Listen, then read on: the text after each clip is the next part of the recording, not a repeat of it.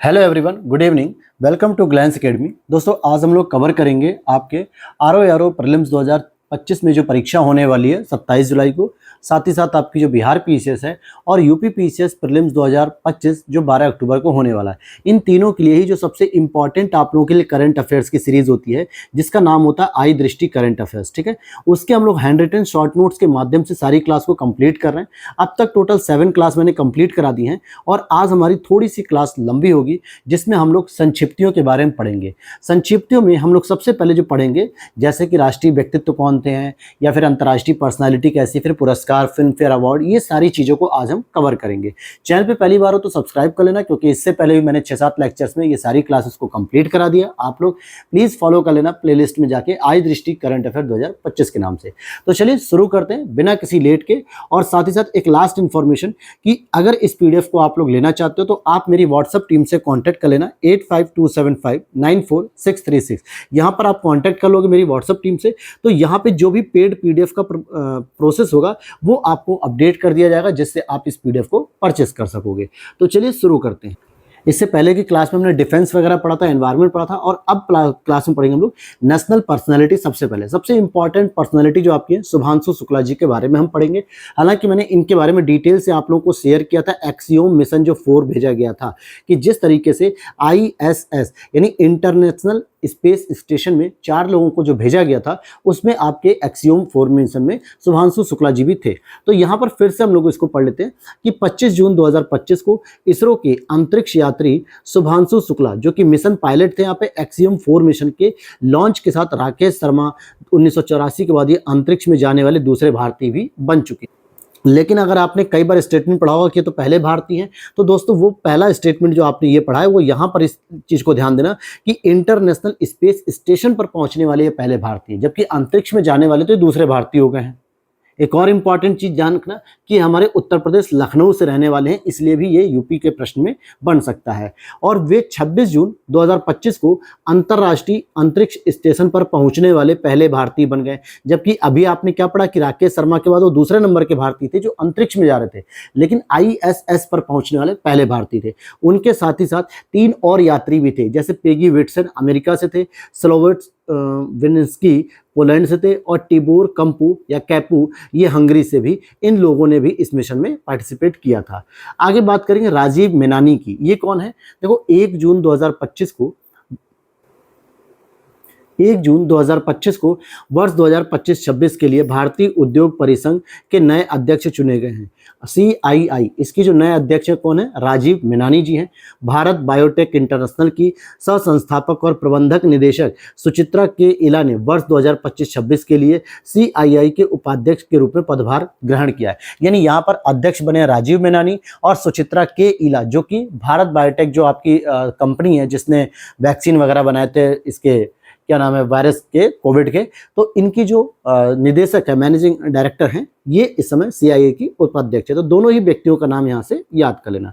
आगे बात करेंगे doctor MR Srinivas. Doctor MR Srinivas परमाणु ऊर्जा आयोग के पूर्व अध्यक्ष, 20 मई 2025 को इनका निधन हो गया। देखो, इस बार क्या किया हम लोगों ने, मैगजीन की तरह ही नेशनल पर्सनालिटी अगर कहीं पे अपॉइंट हो रही है या कहीं पे उनका डेथ हुआ है, तो उन दोनों को एक साथ ही हमने कर दिया, अलग अलग नहीं किया है। और पेपर में आपको याद होगा, समीक्षा अधिकारी में हो चाहे यूपी पीसीएस में, जब भी कोई इंपॉर्टेंट पर्सनालिटी होती है तो उसके प्रश्न को जरूर पूछा जाता है। तो यहाँ पर अध्यक्ष हो गए जो कि परमाणु ऊर्जा आयोग के थे, पूर्व अध्यक्ष, उनका निधन हुआ हाल ही में। फिर आगे हम लोग इनके बारे में जानते हैं कि 1990 से 92 तक ये वियना स्थित अंतर्राष्ट्रीय परमाणु ऊर्जा एजेंसी में वरिष्ठ सलाहकार भी थे, और 1984 में पद्मश्री, 2015 में पद्म विभूषण भी इनको मिला था। नेक्स्ट हम बात करेंगे न्यायमूर्ति BR गवई जी। जी हाँ, बिल्कुल BR गवई जी की हम बात करें, जिनको आप लोग जो है कि भूषण रामकृष्ण के नाम से भी जानते हैं। 14 मई 2015 को देश के 52वें मुख्य न्यायाधीश के रूप में इन्होंने शपथ ली थी। इन्होंने न्यायमूर्ति संजय खन्ना जी का स्थान लिया और इस पद पर नियुक्त होने वाले दूसरे दलित व्यक्ति हैं, जबकि इससे पहले KG बालाकृष्णन जी जो दलित व्यक्ति थे वो न्यायमूर्ति या न्यायाधीश बने थे। तो ध्यान देने वाली बात है कि जो DY चंद्रचूड़ जी थे, फिर उसका संजय खन्ना है, फिर उसका अब BR गवई यानी कि भूषण रामकृष्ण गवई साहब हमारे chief justice of India 52 number पर हैं और ये दूसरे दलित व्यक्ति हैं जो इस पद पर पहुंचते हैं। इससे पहले के.जी. बालाकृष्णन जी थे। आगे अगर हम देखें डॉक्टर के. कस्तूरी रंगन जी की बात करेंगे तो इसरो के ये पूर्व अध्यक्ष भी हैं और 25 अप्रैल 2025 को ही इनका निधन भी हो गया। हालांकि 1994 से 2003 तक ये इसरो के अध्यक्ष रह चुके थे। नई राष्ट्रीय शिक्षा नीति जो 2020 में प्रस्तुत की गई थी वो इन्हीं के निर्देशन में प्रस्तुत की गई थी, या यूँ कहें कि ये उसके चेयरपर्सन या अध्यक्ष भी रहे हैं। 1982 में पद्मश्री का अवार्ड और 1992 में पद्म भूषण और 2000 में पद्म विभूषण का भी अवार्ड दिया गया है। तो इनका भी हाल ही में निधन हुआ है। अब ध्यान देना कि आपको प्रमुख पर्सनालिटी को याद रख लेना है। कैसे कि कस्तूरी रंगन जी का निधन कब हुआ है? 25 अप्रैल 2025, जबकि श्रीनिवासन जी का निधन कब हो रहा है? मई 2025। तो ये क्रोनोलॉजी के साथ भी पूछा जा सकता है। याद होगा आपको बिंदेश्वरी पाठक, एम.एस. स्वामीनाथन जी, ऐसे लोगों को क्रम लगा के आरओ की परीक्षा में पूछा जा चुका है जब आपने पेपर दिया था 2024 में, जो पेपर लीक हो गया था। तो याद रखना है इस तरीके से। आगे देखते हैं ज्ञानेश कुमार जी के बारे में। 19 फरवरी 2025 को 26वें मुख्य निर्वाचन आयुक्त का पदभार इन्होंने ग्रहण किया, जबकि इससे पहले राजीव कुमार जी इस पद पर उपस्थित थे। अब यहाँ पर आगे देखते हैं हम लोग, ज्ञानेश कुमार जी के आगे बढ़ेंगे तो वी नारायण जी की बात करेंगे। ये कौन है भैया? देखिए इसरो के नए अध्यक्ष जो कि 13 जनवरी 2025 को ये बने थे। इनका कार्यकाल 2 वर्ष है और इन्होंने स्थान लिया था एस सोमनाथ जी का। ये वही एस सोमनाथ जी हैं जिनके साथ आपने वीडियो को वायरल होते हुए देखा होगा। जब चंद्रयान का जो एक मिशन फेल हुआ तो मोदी जी ने इनको गले से लगा के जो है कि थोड़ी हिम्मत बंधाई कि कोई बात नहीं, हम मेहनत करेंगे दोबारा और फिर हम अगली बार सफल भी हो गए चंद्रयान 3 में। ठीक है, तो अब उनकी जगह पे एस सोमनाथ जी की जगह पे कौन आ गया? वी नारायण जी। संजय मल्होत्रा की बात करेंगे तो आरबीआई के ये 26वें गवर्नर के रूप में बने हैं और इनका कार्यकाल 3 वर्ष है, लेकिन किसी भी परिस्थिति में इनके कार्यकाल को 2 वर्ष और एक्सटेंड किया जा सकता है। जैसे शक्तिकांत दास जी की बात करेंगे तो इन्होंने 3 ईयर और 2 ईयर ये दोनों ही टेन्योर को पूरा किया था शक्तिकांत दास जी ने। इनके बाद ही आपके संजय मल्होत्रा जी को बनाया गया।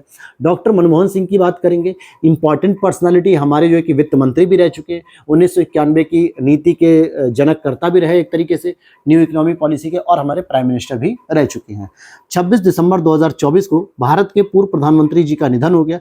2004 से 2014 तक देश के प्रधानमंत्री रहे ये और 1991 से 96 तक भारत के वित्त मंत्री भी रहे हैं। 1982 से 85 तक ये आरबीआई के गवर्नर भी रहे हैं। अच्छा, बहुत सारे लोगों को ये नहीं पता है कि आरबीआई के गवर्नर भी हैं। इन्हें 2-3 चीज़ों के नाम से लोग जानते हैं। एक तो नरसिम्हा राव प्रधानमंत्री थे और मनमोहन सिंह उस समय वित्त मंत्री थे, तो इनके मॉडल के रूप में इन्हें जानते हैं लोग, जो न्यू इकोनॉमी पॉलिसी लेके आई गई थी, लिबरलाइजेशन, प्राइवेटाइजेशन, ग्लोबलाइजेशन। लेकिन बहुत ही कम लोग जानते हैं कि आरबीआई के गवर्नर भी रह चुके हैं और ये एकमात्र ऐसे व्यक्ति हैं जो आरबीआई के गवर्नर से रास्ता तय करते हुए भारत के प्रधानमंत्री तक ये पहुंच जाते हैं। ये मतलब भारत का प्रधानमंत्री भी पद इन्होंने सुशोभित किया। और इनके नोट जो है कि अब मार्केट में नहीं है, रेयर ही होंगे कि आप लोगों ने कभी देखे होंगे इनके नोट। जाकिर हुसैन जी की बात करेंगे जो प्रसिद्ध तबला वादक जी हैं। प्रसिद्ध तबला वादक का सैन फ्रांसिस्को में यूएसए में निधन हो गया। कब हुआ? 15 दिसंबर 2024 को निधन हो गया। 6 दशकों के करियर में उन्होंने 4 ग्रैमी अवार्ड जीते थे। ग्रैमी अवार्ड जो दिया था वो संगीतज्ञ को दिया था, संगीत के आधार पर दिया था। और 1988 में पद्मश्री, 2002 में पद्म भूषण और 2023 में इन्हें लेटेस्ट ही पद्म विभूषण भी मिला है। और इनकी डेथ कब हो गई, यानी निधन कब हुआ? 15 दिसंबर 2024 को। अब बात करेंगे टाटा जी की। बहुत अच्छी पर्सनालिटी थे भी, रतन टाटा जी, प्रसिद्ध भारतीय उद्योगपति एवं टाटा सन्स के मानद अध्यक्ष का निधन 9 अक्टूबर 2024 को हुआ। रतन टाटा जी उनका पूरा नाम है। अब आगे हम बात करेंगे 1991 से 2012 तक वो टाटा समूह की होल्डिंग्स कंपनी के और टाटा सन्स के अध्यक्ष भी थे। तो अक्टूबर 2024 में इनका निधन हुआ। डॉक्टर पी वेणुगोपाल, प्रसिद्ध हृदय शल्य चिकित्सक का निधन हुआ। 1994 में भारत का पहला जो हृदय ट्रांसप्लांट किया था वो इन्हीं के द्वारा किया गया था, डॉक्टर पी वेणुगोपाल के द्वारा। सतीश कुमार की बात करेंगे तो रेलवे बोर्ड के नए अध्यक्ष बने। इससे पहले जो है कि लोहानी साहब थे, अब ये हो गए। फ्लाइट लेफ्टिनेंट यशस्वी सोलंकी की बात करेंगे तो जून 2025 में राष्ट्रपति द्रौपदी मुर्मू की पहली महिला एडीसी नियुक्त की गई। मतलब कि द्रौपदी मुर्मू जी के द्वारा पहली महिला एडीसी मतलब एड डे कैंप नियुक्त की गई थी। फ्लाइट लेफ्टिनेंट यशस्वी सोलंकी है। राजीव कृष्ण की बात करें, वरिष्ठ आईपीएस अधिकारी, 31 मई 2025 को यूपी के नए कार्यवाहक पुलिस महानिदेशक यानी DGP, director of general police के रूप में पद ग्रहण किया। Director general of police. Doctor Ajay Kumar ji की बात करेंगे तो 15 मई 2025 को संघ लोक सेवा आयोग यूपीएससी के नए अध्यक्ष के पद के रूप में इन्होंने पदभार ग्रहण किया। राकेश वर्मा जी की बात करें तो वरिष्ठ आईएएस अधिकारी 1 मई 2025 को भारतीय अंतर्राष्ट्रीय लोकतंत्र एवं चुनाव प्रबंधन संस्थान के महानिदेशक बने। कहाँ पे कि भारतीय अंतर्राष्ट्रीय लोकतंत्र एवं चुनाव प्रबंधन संस्थान के महानिदेशक ही बन गए हैं। पूनम गुप्ता जी की बात करेंगे तो ये आरबीआई की डिप्टी गवर्नर नियुक्त हुई है, जबकि गवर्नर कौन हुआ, संजय मल्होत्रा जी हुए, और डिप्टी गवर्नर कौन हुआ, पूनम गुप्ता जी। ज्ञानेश्वर कुमार सिंह के बारे में बात करेंगे। 30 अप्रैल 2025 को भारतीय कॉर्पोरेट मामले के संस्थान के महानिदेशक और मुख्य कार्यकारी अधिकारी के पदभार के रूप में इन्होंने पद ग्रहण किया। किसने, ज्ञानेश्वर कुमार सिंह जी ने। न्यायमूर्ति सूर्यकांत की बात करेंगे तो सुप्रीम कोर्ट के न्यायाधीश मई 2025 में राष्ट्रीय विधिक सेवा प्राधिकरण के कार्यकारी अध्यक्ष बने। इंपॉर्टेंट है ये बात दोस्तों, याद रखना। नालसा की बात करेंगे तो 1987 में जो है कि स्थापित किया गया था, और ये इसी के माध्यम से मतलब इनके ही जो अध्यक्ष बने हो कार्यकारी सूर्यकांत न्यायाधीश जी। अब बात करेंगे न्यायमूर्ति अरुण पल्ली जी की। ये क्या है तो 16 अक्टूबर 2025 को जम्मू कश्मीर और लद्दाख हाई कोर्ट के मुख्य न्यायाधीश ये बन गए हैं। निधि तिवारी की बात करेंगे तो केंद्र सरकार द्वारा प्रधानमंत्री मोदी की निजी सचिव इनको नियुक्त किया गया मार्च 2025 में। न्यायमूर्ति दिनेश माहेश्वरी सुप्रीम कोर्ट के पूर्व न्यायाधीश जो कि केंद्र सरकार द्वारा 23वें विधि आयोग के अध्यक्ष बने। इसको मैंने नेशनल करंट अफेयर्स में डिटेल से बताया था। हालांकि अगर मैं बात करूं कि जो 22वें विधि आयोग थे इनका नाम था दोस्तों ऋतुराज अवस्थी। क्या नाम था, ऋतुराज अवस्थी। और अब जो 23वें बने वो कौन से बने, ये आपके न्यायमूर्ति दिनेश माहेश्वरी जी बने। जो कब से कब तक के लिए बनेंगे तो ये आप लोगों को कार्यकाल कमेंट करके बता देना है जो है, ठीक है। हालांकि मैंने इसको पढ़ाया तो इसलिए आप कमेंट कर देना। आगे देखते हैं यहाँ पे कि अंजू राठी राणा देश की पहली महिला विधि सचिव विधिक मामलों की सचिव के रूप में नियुक्त की गई। अंजू राठी जी। बी अनंत नागेश्वर की बात करेंगे तो ये भारत के मुख्य आर्थिक सलाहकार भी हैं और केंद्र द्वारा उनके कार्यकाल को 2 वर्ष के लिए और एक्सटेंड कर दिया गया 2025 से 27 तक। ये जो है कि आपकी जो इकोनॉमिक सर्वे होता है या जो बजट बनता है उसमें महत्वपूर्ण भूमिका निभाते हैं मुख्य आर्थिक सलाहकार, और इस समय कौन है, बी अनंत नागेश्वर जी हैं। फिर आगे देखते हैं यहाँ पे आशीष खन्ना जी की बात करेंगे तो अंतर्राष्ट्रीय सौर गठबंधन आईएसए के तीसरे महानिदेशक की नियुक्त किए गए। आशीष खन्ना जी। आईएसए क्या होता है, इंटरनेशनल सोलर अलायंस, जो कि कर्क रेखा से मकर रेखा के बीच के जितने भी प्रमुख देश हैं जहां पे सोलर एनर्जी प्रोड्यूस करने की पूरी क्षमता होती है तो उनके साथ मिलकर एक गठबंधन बनाया था। हालांकि इस गठबंधन की जो शुरुआत की गई थी ये एक तरफ भारत था और दूसरी तरफ हमारे फ्रांस थे। इन दोनों के सहयोग से 2015 में इसका गठन हुआ और हरियाणा के गुरुग्राम में इसका हेडक्वार्टर भी अवस्थित है। आगे बात करेंगे डॉक्टर विवेक जोशी जी के बारे में तो 19 फरवरी 2025 को देश के नए चुनाव आयुक्त का पद ग्रहण किया गया। 19 फरवरी 2025 को देश के नए चुनाव आयुक्त का पद ग्रहण किया। चुनाव आयुक्त का ध्यान देना, अभी आपने ऊपर पढ़ा था ज्ञानेश कुमार को, ये जो है कि आपके मुख्य निर्वाचन आयुक्त बने जो राजीव कुमार जी की जगह नए पद पर आए हैं, लेकिन जो उनके और सहायक जो चुनाव आयुक्त होते हैं उनके पद पर डॉक्टर विवेक जोशी जी आ चुके हैं। एक आगे बात करते हैं संजीव रंजन की। हिंद महासागर रिम एसोसिएशन यानी IORA के महासचिव का पद ग्रहण किया इन्होंने। तुहिन कांत पांडे पूर्व वित्त और राजस्व सचिव भारतीय प्रतिभूति विनिमय बोर्ड सेबी के अध्यक्ष बने। ये किसके बने, सेबी के अध्यक्ष बने। शक्तिकांत दास जी जो कि आरबीआई के गवर्नर थे, अब उन्हें केंद्र सरकार के द्वारा पीएम मोदी के प्रधान सचिव द्वितीय नियुक्त कर दिया गया। यानी कि प्रधानमंत्री जी मोदी के जो सचिव बनते हैं उसमें जो है कि मुख्य सचिव के रूप में इनको भी नियुक्त कर दिया गया है। फिर आगे देखते हैं हरिबाबू कंभम पति। हरिबाबू कंभम पति का मतलब क्या, ओडिशा के नए राज्यपाल हैं ये। और आरिफ मोहम्मद खान बिहार के नए राज्यपाल बन चुके हैं। भुवनेश कुमार भारतीय विशिष्ट पहचान प्राधिकरण के मुख्य कार्यकारी अधिकारी बने जनवरी 2025 में। और ये क्या होता है, ये आपका जो UDAI होता है ना, जिससे आधार कार्ड वगैरह बनता है, तो भारतीय विशिष्ट पहचान प्राधिकरण ये संस्था है। विजय किशोर रहाटकर की बात करेंगे तो राष्ट्रीय महिला आयोग की 9वीं अध्यक्ष बनी है। दिस इज द इम्पॉर्टेंट दोस्तों, लिख लेना, नोट कर लेना। अक्सर महिला आयोग का क्रम पूछा जाता है तो इनसे पहले जो 8-7 नंबर पे हैं उनको भी याद कर लेना आप लोग। आगे बात करेंगे न्यायमूर्ति B रामा सुब्रमण्यम। तो ये क्या है, राष्ट्रीय मानवाधिकार आयोग यानी कि नेशनल ह्यूमन राइट कमीशन के नए अध्यक्ष नियुक्त किए गए 30 दिसंबर 2024 को। अच्छा ध्यान देना कि इसमें जो संशोधन किया गया ना, पहले क्या था कि आपके केवल और केवल सीजीआई बन सकते थे, केवल इसके अध्यक्ष चीफ जस्टिस ऑफ इंडिया, लेकिन अब संशोधन करके ये कहा गया कि वो सुप्रीम कोर्ट के न्यायाधीश होने चाहिए, चाहे वो कार्यरत न्यायाधीश हो या वो सेवानिवृत्त न्यायाधीश हो या वो चीफ जस्टिस हो, कोई भी बन सकता है। साथ ही साथ इनके जो कार्यकाल को क्या किया गया, 3 वर्ष या 70 वर्ष जो है कि अपडेट कर दिया गया है, तो ये भी याद रख लेना इनके साथ। अब आ जाते के संजय मूर्ति, भारत के नियंत्रक और महालेखा परीक्षक जिनको हम लोग कैग कहते हैं, इनका पद इन्होंने ग्रहण किया। दीपक अग्रवाल, नेफेड, नेफेड क्या होती है, national agriculture cooperative marketing federation of India limited के नए प्रबंधक नियुक्त किए गए नेफेड के। न्यायमूर्ति सुनीत कुमार, यूपी भू संपदा अपील प्राधिकरण के नए अध्यक्ष नियुक्त किए गए। अशोक रंजन, राष्ट्रीय अपराध रिकॉर्ड ब्यूरो यानी एनसीआरबी के नए निदेशक नियुक्त किए गए हैं। तुहिन कांत पांडे, अभी हमने पढ़ा कि देश के नए वित्त सचिव नियुक्त किए गए। बबीता सिंह चौहान, यूपी राज्य महिला आयोग की अध्यक्ष हैं। इंपॉर्टेंट है दोस्तों, ये याद रखना इसलिए क्योंकि यूपी की राज्य महिला आयोग की अध्यक्ष बनी है। राजेश वर्मा जी सीतापुर के लोकसभा अध्यक्ष रह चुके हैं पुराने, और यूपी राज्य पिछड़ा वर्ग आयोग के अध्यक्ष नियुक्त किए गए हैं। अर्थात ओबीसी कमीशन के जो हेड हैं, ओबीसी कमीशन के चेयरपर्सन कौन है, ये आपके हो जाएंगे राजेश वर्मा, और फीमेल कमीशन के जो है कि चेयरपर्सन कौन है, बबीता सिंह चौहान है। आगे हम देखते हैं टीवी सोमनाथन जी को, तो अगस्त 2024 में देश के कैबिनेट सचिव के पद के रूप में इनको ग्रहण करा दिया गया। सुजाता सोनिक महाराष्ट्र की पहली महिला मुख्य सचिव बनी। बाबा शिवानंद, वर्ष 2022 में पद्मश्री से सम्मानित योग के प्रसिद्ध साधक का 3 मई 2025 का निधन हो गया। 3 मई 2025 को निधन हो गया। डॉक्टर गिरिजा व्यास, पूर्व केंद्रीय मंत्री एवं राष्ट्रीय महिला आयोग के पूर्व अध्यक्ष का निधन हुआ 1 मई 2025 को।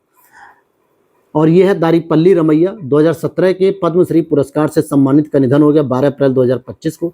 गोदावरी सिंह कौन है, प्रसिद्ध काष्ठ हस्तशिल्प कलाकार का निधन मार्च 2025 में हुआ। 2024 में इन्हें पद्मश्री का पुरस्कार भी मिला। तो ये जो है कि काष्ठ यानी कि जो लकड़ी से हस्तशिल्प तैयार किया था आर्किटेक्ट, उसकी जो है कि प्रमुख थी। शारदा सिन्हा की बात करेंगे तो ये बिहार की प्रसिद्ध लोक एवं शास्त्रीय संगीत गायिका का निधन 5 नवंबर 2024 को हुआ है। इन्होंने क्या है कि शादी के अवसर पे या मांगलिक कार्यों पे या बच्चों के जन्म पे बहुत सारे इन्होंने सोहर और कजरी वगैरह के इन्होंने गाया था, तो बहुत अच्छा जो है कि गायक थी। और शारदा सिन्हा, तो याद रखना इसको। राम नारायण अग्रवाल, डीआरडीओ के पूर्व वैज्ञानिक का निधन 15 अगस्त 2024 को हुआ। उन्हें अब अग्नि मिसाइल का जनक भी कहा जाता है। उन्हें किसका जनक कहा था, अग्नि मिसाइल का जनक भी कहा जाता है। आगे चलते नटवर सिंह जी की बात करेंगे जो कि विदेश मंत्री रह चुके हैं। इन्होंने लिखा है पूर्व केंद्रीय विदेश मंत्री का 10 अगस्त 2024 को निधन हो गया। नटवर सिंह जी की एक बहुत ही इंपॉर्टेंट और बहुत प्रसिद्ध पुस्तक है जिसका नाम है one life is not enough, यानी कि एक जीवन काफ़ी नहीं है आपको अपने आप को प्रदर्शित करने के लिए, जो भी, तो one life is not enough, ये उनकी बहुत फेमस पुस्तक है। यामिनी कृष्णमूर्ति, प्रसिद्ध भरतनाट्यम एवं कुचिपुड़ी नृत्यांगना का 3 अगस्त 2024 को निधन हो गया। यानी ये क्या थी, भरतनाट्यम और कुचिपुड़ी में नृत्यांगना थी। कैटरीना कैफ, प्रसिद्ध बॉलीवुड अभिनेत्री, जून 2025 में मालदीव की वैश्विक पर्यटन राजदूत नियुक्त की गई। कहाँ की राजदूत नियुक्त की गई है, मालदीव की वैश्विक पर्यटन राजदूत नियुक्त की गई हैं। इसके बाद आता है छोजिन अंगमो, हिमाचल की पर्वतारोही, मई 2025 में माउंट एवरेस्ट फतह करने वाली भारत की पहली महिला दृष्टिबाधित बनी है। यानी जो महिला दृष्टिबाधित है, जिसको आंख से नहीं दिखाई देता है, वो महिला का नाम है छोजिन अंगमो, जो पर्वतारोही भी है। सोनू सूद की बात करेंगे तो मई 2025 में मिस वर्ल्ड मानवतावादी पुरस्कार से इनको सम्मानित किया गया। यानी पूरी दुनिया में सबसे बड़ा मानवतावादी व्यक्ति किसको माना गया, सोनू सूद को। और ऐसा इनके एक कारनामे की वजह से नहीं, ये बहुत सारे कारनामे करते हैं। फॉर एग्जांपल कोविड में जो है कि तमाम गरीबों की इन्होंने मदद करके उनको घर तक पहुंचाया, बस वगैरह की सेवा की या सर्विस दी। आज भी आप सोनू सूद के घर के बाहर अगर आप वीडियो लाइव वगैरह कभी देखो यूट्यूब पर जाकर, तो वहाँ देखो कि बहुत सारे ऐसे जो गरीब बेचारे होते हैं जिनका इलाज महंगे महंगे हॉस्पिटल में नहीं हो पाता है, अच्छे हॉस्पिटल में नहीं हो पाता है, उनके इलाज के लिए व्यवस्था करवाते हैं। ये तो बड़ा एक मानवतावादी के स्तर पर काम करते हैं, काफ़ी अच्छा जो है कि इसीलिए इनको मिस वर्ल्ड मानवतावादी पुरस्कार से सम्मानित किया गया। भुवन ऋषु की बात करें, रिभु की, तो मई 2025 में वर्ल्ड जूरिस्ट एसोसिएशन द्वारा मेडल ऑफ ऑनर प्राप्त करने वाले पहले भारतीय वकील बन गए हैं। पायल कपाड़िया, इनसे जो है कि बिहार पीसीएस में जो 17वीं प्रीलिम्स की परीक्षा थी उसमें पूछा गया था। भारतीय फिल्म निर्देशक, अप्रैल 2025 के फ्रांस में प्रतिष्ठित ऑफिशियर डांस एल आद्रे आर्ट्स एंड ड्रेस लेटर्स से सम्मानित किया गया। इनको पता नहीं क्या क्या नाम है ये। आगे देखते हैं, डॉक्टर जयश्री वेंकटेशन की बात करेंगे तो चेन्नई स्थित केयर अर्थ ट्रस्ट की सह संस्थापक, किसकी, केयर अर्थ ट्रस्ट की सह संस्थापक हैं। आर्द्र भूमि के उचित उपयोग के लिए रामसर पुरस्कार जीतने वाली पहली भारतीय बनी है ये, कौन, जयश्री वेंकटेशन। फिर डॉक्टर पूर्णिमा देवी वर्मन की बात करेंगे तो टाइम पत्रिका द्वारा women of the year, time पत्रिका द्वारा विमेन ऑफ द ईयर का इनको अवार्ड दिया गया है और इसके लिए इनको नामित किया गया फरवरी 2023 में। अनामिका शर्मा की बात करेंगे, बैंकॉक में 13,000 फीट की ऊंचाई पर महाकुंभ 2025 का आधिकारिक झंडा इन्होंने फहराया था। यानी इन्होंने ये दिखाया था कि जब भारत में महाकुंभ चल रहा था यूपी में, जो 13 जनवरी से 26 फरवरी तक चला, तो उसमें महाकुंभ का जो एक लोगो था, थंबनेल था, तो उसको बैंकॉक में 13,000 फीट की ऊंचाई पर इन्होंने इस चीज को शो किया था। काम्या कार्तिकेयन की बात करेंगे तो मुंबई के नेवी चिल्ड्रन स्कूल की 17 वर्षीय छात्रा 7 महाद्वीपों में से प्रत्येक की सबसे ऊंची चोटी पर चढ़ने वाली विश्व की सबसे कम उम्र की महिला बन गई। अब जैसे एशिया की जो है कि सबसे ऊंची चोटी कौन सी हो गई, माउंट एवरेस्ट हो गई, हालांकि तो विश्व में ही सबसे अधिक है। इसी तरीके से एंडीज पर्वत में अगर जाओगे तो वहां पे एकांका गुहा हो जाएगी, शायद जहां तक मैं कंफर्म हूँ। ऐसे रॉकी पर्वत में अगर आप जाओगे, ठीक है, तो अलग अलग महाद्वीपों में जो है कि इन्होंने 7 अलग अलग महाद्वीपों की महत्वपूर्ण चोटियों पर चढ़ने का काम किया और ये मुंबई के स्कूल की 17 वर्ष की है। सिद्धार्थ अग्रवाल की बात करें, इंग्लिश चैनल को अकेले तैरकर पार करने वाले सबसे उम्रदराज व्यक्ति 49 ईयर्स के भारतीय तैराक बन गए हैं। रोशनी नाडर मल्होत्रा जो कि एचसीएल कंपनी की फाउंडर भी हैं, फ्रांस के सर्वोच्च नागरिक सम्मान सेवेलियर डे ला लीजन डी ऑनर से सम्मानित किया गया रोशनी नाडर मल्होत्रा जी को। अब हम चलते हैं यहाँ पर अंतर्राष्ट्रीय व्यक्तित्व की बात करेंगे। अभी हमने राष्ट्रीय व्यक्तित्व की बात की, अब हम लोग अंतर्राष्ट्रीय व्यक्तित्व की बात करेंगे। तो लगभग नेशनल पर्सनैलिटी में हम लोगों ने 63 लोगों को कवर किया है। हालांकि इसमें कुछ लोगों को हमने छोड़ा है जो पिछले एग्जाम्स के नेचर को दिखाता है कि इस तरीके की चीज़ों को नहीं पूछा था, लेकिन फिर मैं कहूँगा कि ये अनएक्सपेक्टेड आयोग है, क्या पता वो पूछ भी ले। तो अगर आपको लगे कि नहीं सर हमें बहुत सारी चीज़ें छूट गई हैं, बुक पढ़नी चाहिए, तो आप बेझिझक पढ़ सकते हैं। लेकिन वही बात है, अगर हम सारी चीज़ें ही नोट कर देंगे, इंपॉर्टेंट भी और मतलब कम इंपॉर्टेंट चीज़ें, तो फिर पूरी एक मैगजीन खुद तैयार हो जाएगी, जो कि हमें नहीं करनी थी। चलिए आगे चलते हैं, हम लोग इंटरनेशनल पर्सनैलिटी पे चलते हैं। अगर आप लोगों को वीडियो अच्छी लग रही है तो प्लीज़ दोस्तों यूट्यूब पर आप देख ही रहे हैं तो हमारे इस ग्लैंस अकेडमी चैनल को प्लीज़ फॉलो करिए, लाइक करिए, टेलीग्राम चैनल को यहाँ पर ज्वाइन कर लीजिए और अगर ये पीडीएफ भी चाहिए तो ये व्हाट्सएप नंबर पे आप मैसेज करके इंक्वायरी ले सकते हैं। तो देखते हैं अंतर्राष्ट्रीय पर्सनैलिटी। तो सबसे पहले हम लोग देखेंगे प्रोफेसर अनंत चंद्रकासन। ये कौन है भैया? देखिए जून 2025 में MIT इंस्टीट्यूट जो कि यूएसए में है, इसके प्रावोस्ट चुने गए। प्रावोस्ट मतलब वहाँ के एक पद होता है, ठीक है, जैसे अपने यहाँ जो है कि फैकल्टी के डीन वगैरह होते हैं ना, उसी तरीके से वहाँ का पद होता है। और शीर्ष शैक्षणिक पद पर पहुँचने वाले पहले भारतीय अमेरिकी भी बने। और सबसे इंपॉर्टेंट चीज़ क्या है कि MIT जैसा इंस्टीट्यूट जो कि पूरे विश्व में सबसे नंबर 1 पे माना जाता है। इसके बाद हम बात करेंगे एनालेना बेयरबाख।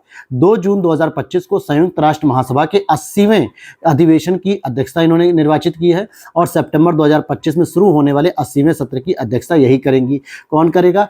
एनालेना बेयरबाख।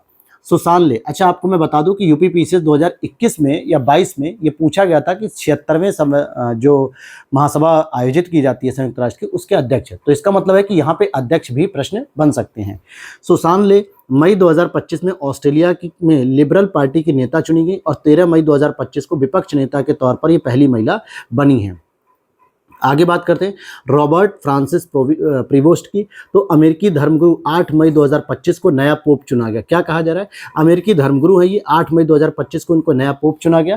कैथोलिक चर्च के इतिहास में वे पोप बनने वाले पहले अमेरिकी होंगे और उन्हें पोप लियो 14 के नाम से जाना जाता है और इन्होंने स्थान लिया है पोप फ्रांसिस का।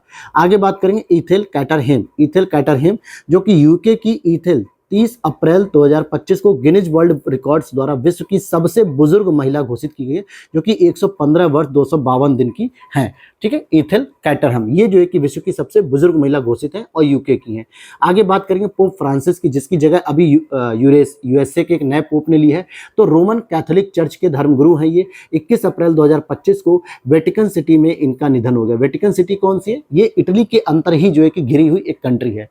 सरली बोचवे क्या है? घाना की राजनयिक राष्ट्रमंडल की 7वीं महासचिव बनी है। इस पद पर पहुंचने वाली वो पहली महिला अफ्रीकी महिला हैं जो इस पद तक पहुंचती है राष्ट्रमंडल के पद पे। जिमी कार्टर की बात कर लेते हैं तो 29 दिसंबर 2024 को अमेरिका के पूर्व राष्ट्रपति का निधन हो गया। 1977 से 81 तक ये अमेरिका के 39वें राष्ट्रपति रहे थे।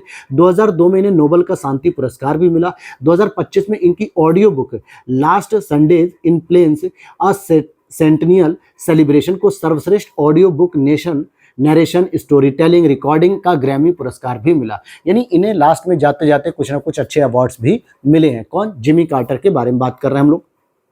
डॉक्टर नवीन चंद्र राम गुलाम की बात करें तो मॉरिशस के प्रधानमंत्री ये बने 13 नवंबर 2024 को। स्थान इन्होंने किसका लिया? प्रविंद कुमार जगन्नाथ का, जो कि भारतीय मूल के व्यक्ति थे। शिगेरू इबिला, ये क्या? शिगेरू इसिला जापान के प्रधानमंत्री बने, लिबरल डेमोक्रेटिक पार्टी के, और इन्होंने फुमियो किसिदा का क्या लिया है?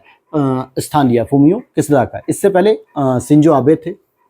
आगे बात करते हैं हम नेक्स्ट की। डॉक्टर हरिनी अमर सूर्या, डॉक्टर हरिनी अमर सूर्या जो कि श्रीलंका की प्रधानमंत्री बनी है।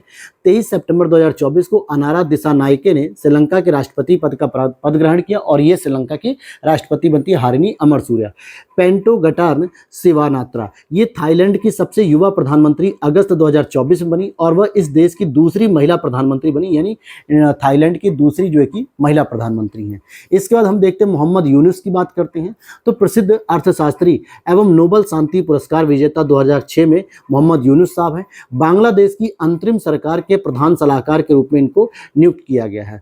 केपी शर्मा ओली की बात करेंगे तो नेपाल के प्रधानमंत्री का पद इन्होंने ग्रहण किया है और स्थान लिया पुष्प कमल दहल प्रचंड का। अच्छा, आप देखोगे कि नेपाल में कई सालों से यही दो व्यक्ति हैं जो बदल बदल के प्रधानमंत्री बनते रहते हैं, वहां पे और कोई बनता ही नहीं है। या तो पुष्प कमल दहल प्रचंड बनेंगे या फिर केपी शर्मा ओली बनेंगे। आगे देखते हैं सैखा अल नोवेस। सैखा अल नोवेस कौन है? तो जून 2025 में संयुक्त राष्ट्र पर्यटन की पहली महिला सचिव बनी, यानी यूएन टूरिज्म को बढ़ावा देने का काम करेंगी। एंथनी एल्बनीज की बात करें तो लेबर पार्टी के नेता हैं। मई 2025 में ये दूसरी बार ऑस्ट्रेलिया के प्रधानमंत्री निर्वाचित हुए। कमला प्रसाद विशेषर की बात करें 1 मई 2025 को त्रिनाद और टोबैगो की प्रधानमंत्री का पद भी इन्होंने ग्रहण किया है। कहाँ पे? ये आपका 1 मई 2025 को त्रिनाद और टोबैगो की प्रधानमंत्री का पद ग्रहण किया है।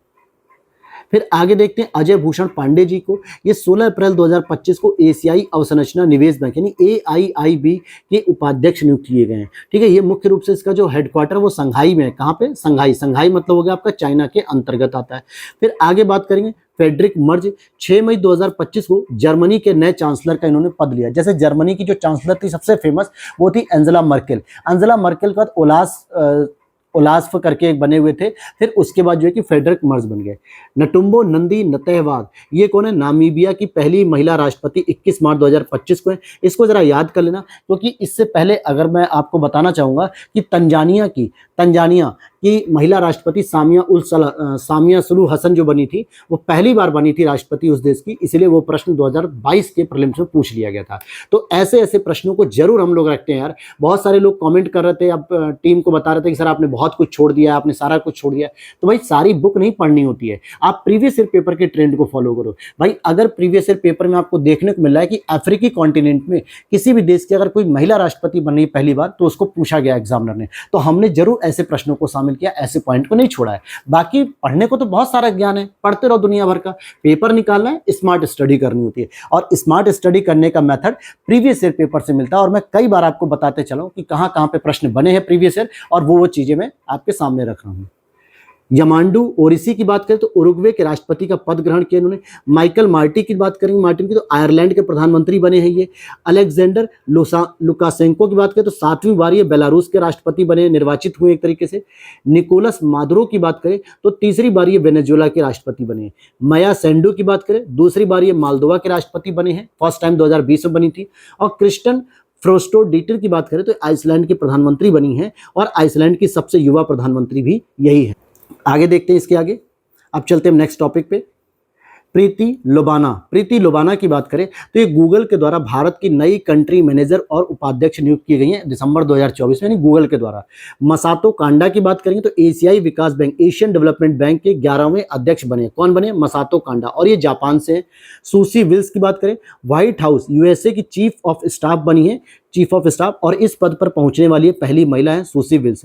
आशीष खन्ना जी की बात करें तो आईएसए के महानिदेशक नियुक्त किए गए नवंबर 2024 में, इसको हम लोग ऑलरेडी पढ़ चुके हैं। क्लाउडिया सिनबॉम की बात करें तो मैक्सिको की पहली महिला राष्ट्रपति बनी है। मांडिसा माया की दक्षिण अफ्रीका की पहली महिला चीफ जस्टिस बनी है, इंपॉर्टेंट है, पढ़ लीजिएगा। केवन पारेख की बात करें, ये भारतीय मूल के व्यक्ति हैं जो अमेरिका में रहते हैं और एप्पल के नए प्रमुख जो है कि CFO बने, चीफ फाइनेंस ऑफिसर बने हैं। हेला टॉमस डॉटर आइसलैंड की दूसरी महिला राष्ट्रपति बनी। उर्सुला वॉन डेर लेन ये लगातार दूसरी बार यूरोपीय आयोग की अध्यक्ष बनी हैं और ये भारत में भी इनका दौरा हो चुका है, जो मैंने नेशनल करंट अफेयर्स में पढ़ाया था। गीतानास नौसेदा की बात करें तो दूसरी बार लिथुआनिया के राष्ट्रपति के रूप में इन्होंने पद ग्रहण किया 12 जुलाई 2024 को। कामी रीता शेरपा की बात करें तो नेपाली पर्वतारोही हैं मई 2025 में, और रिकॉर्ड 31वीं बार ये सफलतापूर्वक माउंट एवरेस्ट की चोटी पर इन्होंने चढ़ाई की है। कितनी बार? 31 बार हो चुका है। कमला देवी अरविंदन की बात करें, भारतीय मूल की लेखिका है और नाटककार हैं, सिंगापुर महिला हॉल ऑफ फेम में शामिल भी हो चुकी हैं ये इस समय 2025 में। राजकुमारी एस्थ्रिट की बात करें तो बेल्जियम की राजकुमारी है जो कि भारत की यात्रा पर रही थी। दासो सेरिंग तोग्बे भूटान के प्रधानमंत्री हैं, भारत की आधिकारिक यात्रा पर थे। अशोक राज सिगडेल की बात करें तो नेपाली सेना के सेना अध्यक्ष हैं। सुप्रबल जन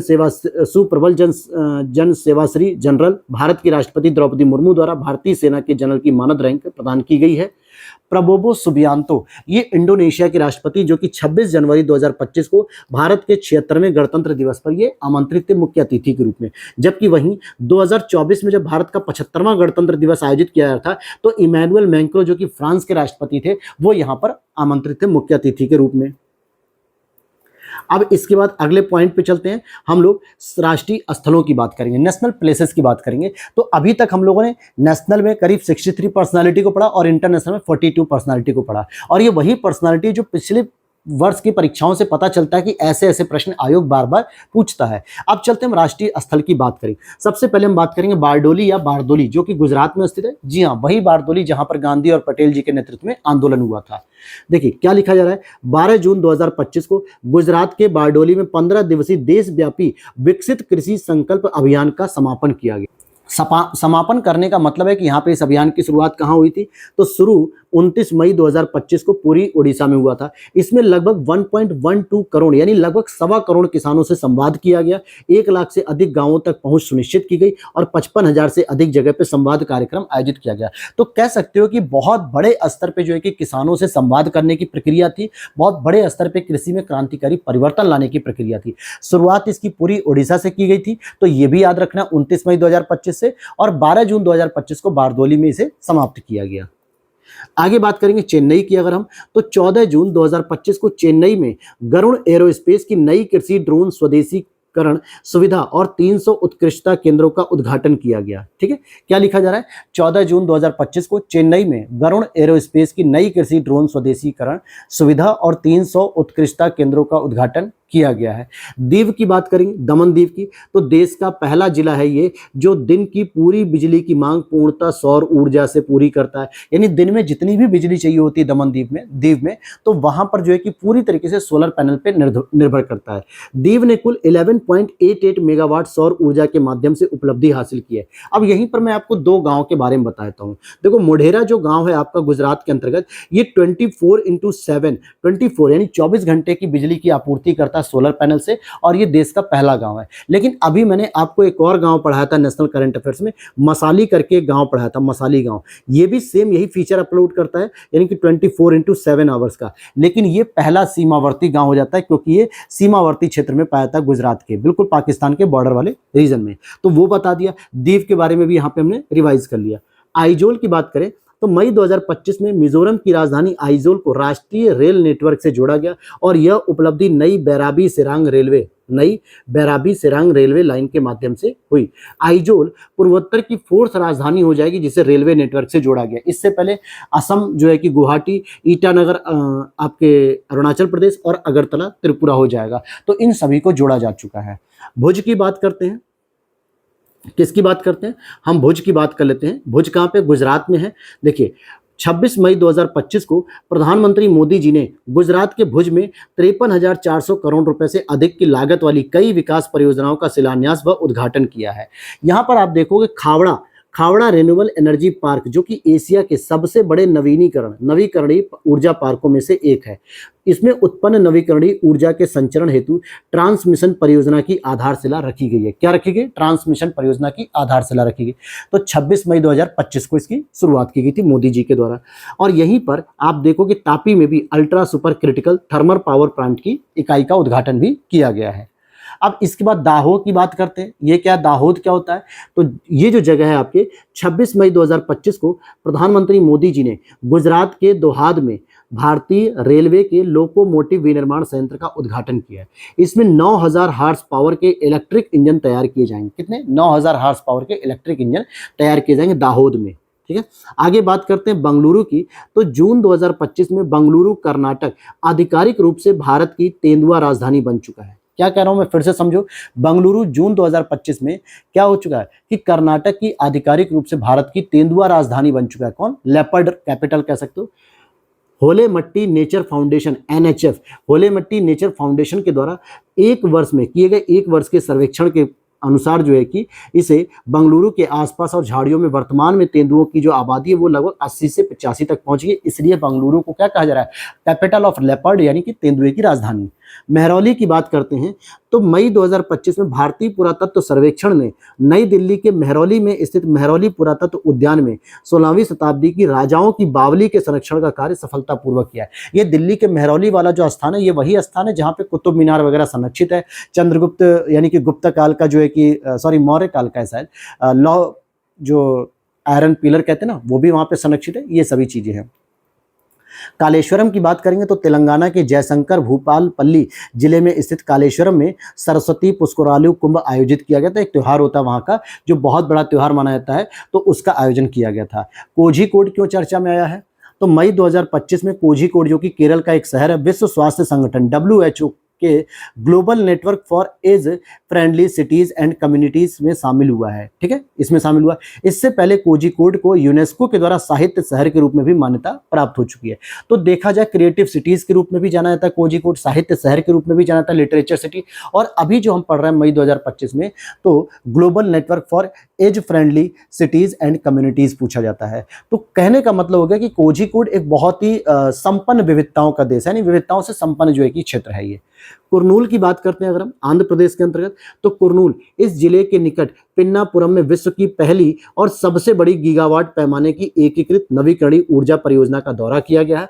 इसके अंतर्गत 4000 मेगावाट सौर परियोजना, 1000 मेगावाट पवन परियोजना, 1680 मेगावाट पंप जल विद्युत ऊर्जा का उद्घाटन किया गया। यानी एक ही प्लेस पे 4000 मेगावाट की सोलर पैनल और 1000 मेगावाट की पवन ऊर्जा और 1680 मेगावाट की जल विद्युत ऊर्जा, एक ही जगह पे इसका जो है कि क्या किया जा रहा है, एकीकृत रूप में उद्घाटन किया गया। कहां पे? कुरनूल, आंध्र प्रदेश में। और इसीलिए ये विश्व की सबसे बड़ी ऊर्जा नवीकरणीय ऊर्जा परियोजना बन चुकी है।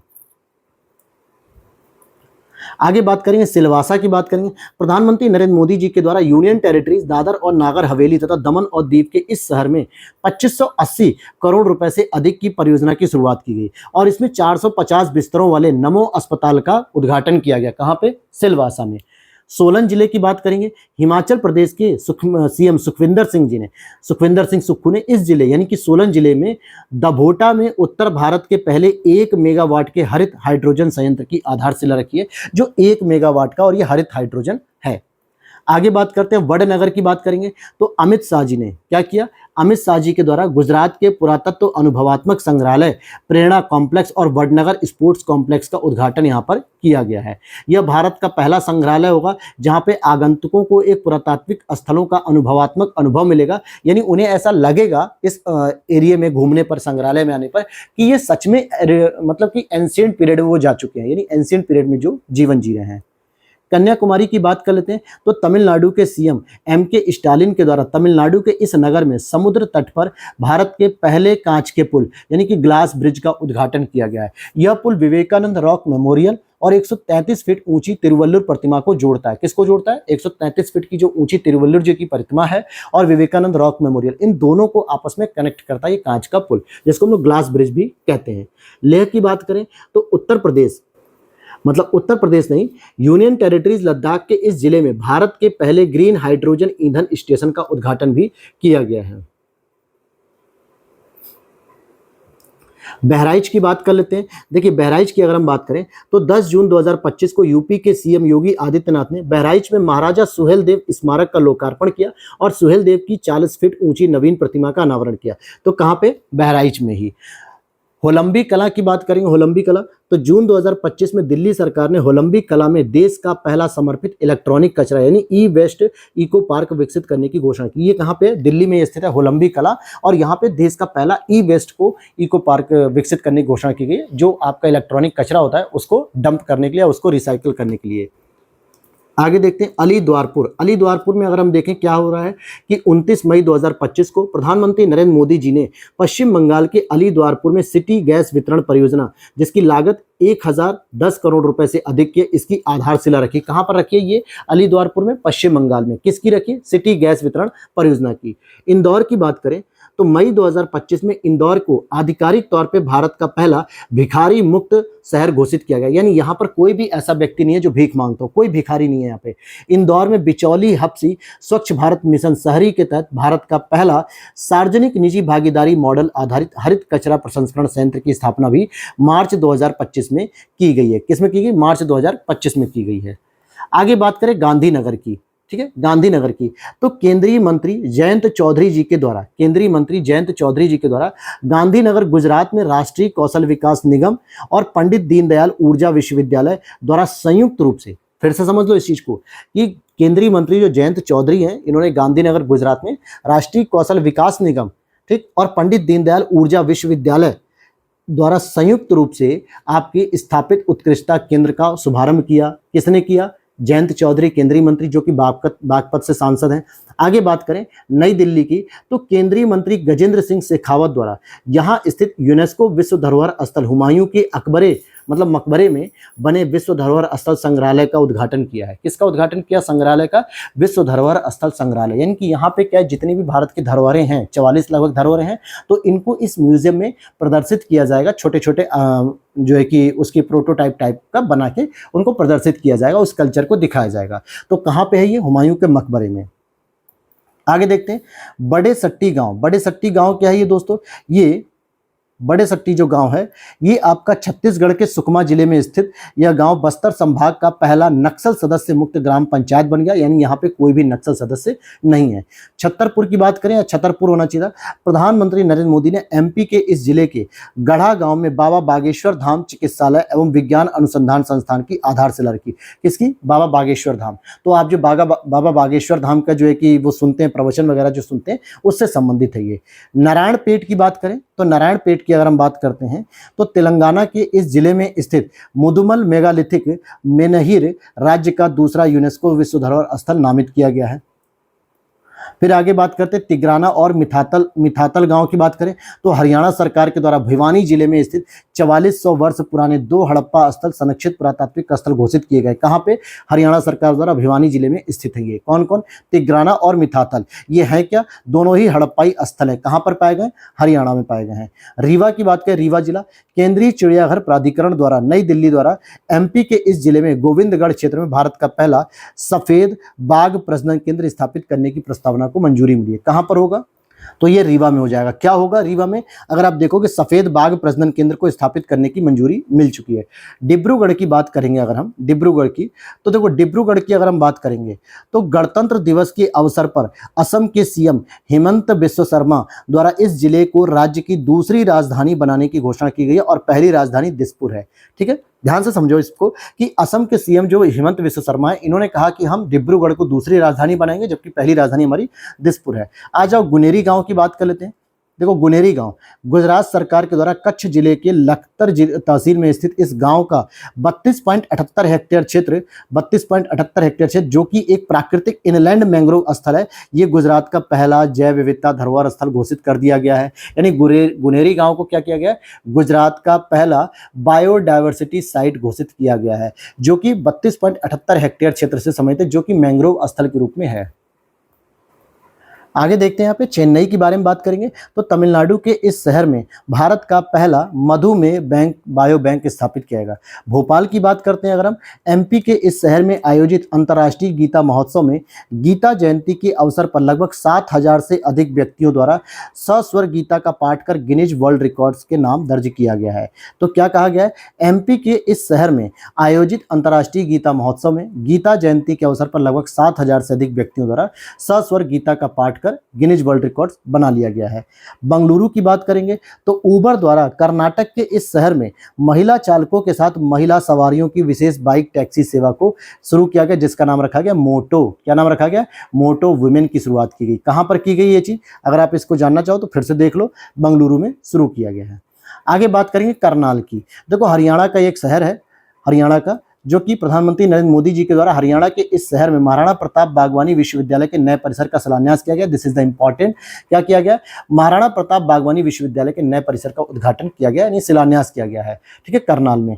तवांग की बात करेंगे तो रक्षा मंत्री राजनाथ सिंह के द्वारा अरुणाचल प्रदेश के इस नगर में सरदार वल्लभ भाई पटेल की प्रतिमा, जो कि देश का वल्लभ, और मेजर रालेंग नाओ बाब खातिंग वीरता संग्रहालय राष्ट्र को समर्पित किया गया। तो तीन तीन चीजें यहाँ पर समर्पित की गई। तवांग, तवांग कहाँ पे दोस्तों? अरुणाचल प्रदेश में। अरुणाचल प्रदेश में कहाँ पे? चीन के साथ लगभग जो है कि बाउंड्री शेयर करने वाला एक छोटा सा शहर वहाँ का, मतलब चीन के आसपास ही ये पाया जाता है, मतलब है स्थित। तो वहाँ पे देश का वल्लभ, जो कि यहाँ पे प्रतिमा स्थापित की गई वल्लभ भाई पटेल की, और वीरता संग्रहालय भी वहाँ पे राष्ट्र को समर्पित किया गया है। आगे बात करेंगे वडोदरा की। अगर हम बात करें तो पीएम मोदी जी और स्पेन के प्रधानमंत्री पेड्रो सांचेज द्वारा गुजरात के इस शहर में C-295 विमान के निर्माण के लिए टाटा एयरक्राफ्ट कॉम्प्लेक्स का संयुक्त रूप से उद्घाटन किया गया। किस विमान के निर्माण के लिए? C-295 विमान के निर्माण के लिए टाटा एयरक्राफ्ट कॉम्प्लेक्स का संयुक्त रूप से उद्घाटन किया गया है। ग्वालियर की अगर हम बात करते हैं तो एमपी के इस शहर में देश की पहली आधुनिक और आत्मनिर्भर गौशाला का निर्माण किया गया। ग्वालियर में क्या कह रहा है? ग्वालियर में कि देश की पहली आधुनिक और आत्मनिर्भर गौशाला का निर्माण किया गया।